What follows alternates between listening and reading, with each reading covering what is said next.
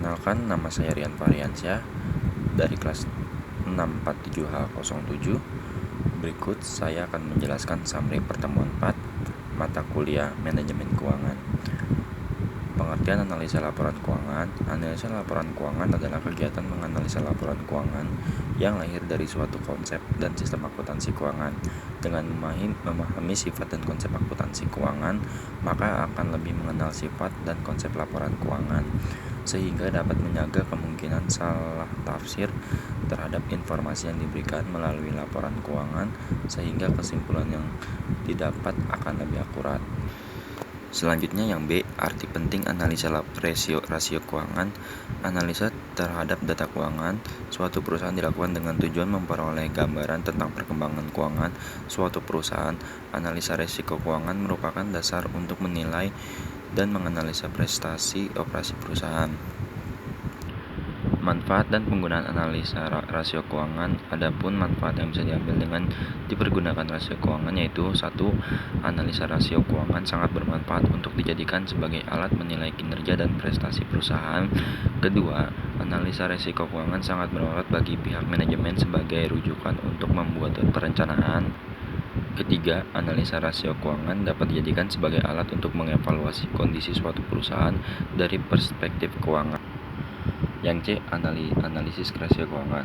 Cara perbandingan yang dapat dilakukan oleh para penganalisa. 1. Membandingkan rasio sekarang, present ratio, dengan rasio waktu lalu, rasio historis, atau dengan rasio yang diperkirakan untuk waktu-waktu yang akan datang dari perusahaan yang sama.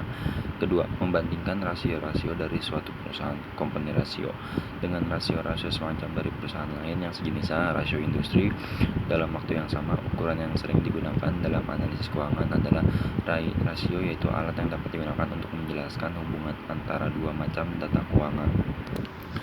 Yang D, macam-macam rasio keuangan. 1. Likuiditas. Rasio yang digunakan untuk mengukur likuiditas perusahaan yaitu kemampuan suatu perusahaan untuk memenuhi kewajiban finansialnya yang segera harus dipenuhi, atau kemampuan suatu perusahaan untuk dapat menyediakan alat-alat likuid sedemikian rupa sehingga dapat memenuhi kewajiban finansialnya pada saat ditagih. Atau dengan kata lain, likuiditas adalah mengukur kemampuan perusahaan untuk memenuhi kewajiban keuangan jangka pendek tepat pada waktunya. Yang kedua, solvabilitas. Kemampuan dari suatu perusahaan untuk memenuhi segala kewajiban finansial pada saat perusahaan dilikuidasi, dibubarkan, atau kemampuan suatu perusahaan untuk memenuhi segala kewajibannya, baik kewajiban jangka pendek atau kewajiban jangka panjang. Ketiga, rentabilitas. Kemampuan suatu perusahaan untuk menghasilkan laba selama periode tertentu.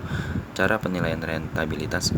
A. Rentabilitas ekonomi, earning power, perbandingan antara laba usaha dengan modal sendiri dan modal hasil yang dinyatakan dalam persentase. B. Rentabilitas modal sendiri atau rentabilitas usaha, perbandingan antara jumlah laba bersih dengan jumlah modal sendiri.